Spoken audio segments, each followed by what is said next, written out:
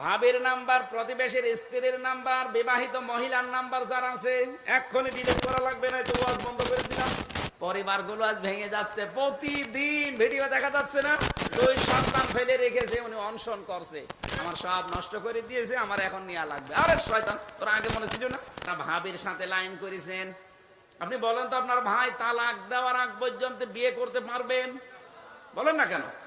প্রতিবেশীর স্ত্রীর সাথে অনেকে লাইন করে, অবিবাহিত মেয়ে অথবা এতিম মিসকিন অথবা বিধবা অথবা স্বামী পরিত্যক্তা, স্বামী মরে গেছে, এরকম মানুষের সাথে যদি আপনার মিল মহাব্বত হয় তাও তো বিয়ে শাদী করে একদিন সংসার করতে পারবে। যারা বিবাহিত এই মানুষগুলো যারা লাইন করে ভাবির সাথে, প্রতিবেশীর স্ত্রীর সাথে, বিবাহিত কোন মহিলার সাথে যদি কেউ খারাপ কাজে লিপ্ত হয়ে পড়ে, আপনাকে কিন্তু একেবারে মাটির ভেতরে পুঁতে এরপরে পাথর দিয়ে সঙ্গে সার করার নিয়ম।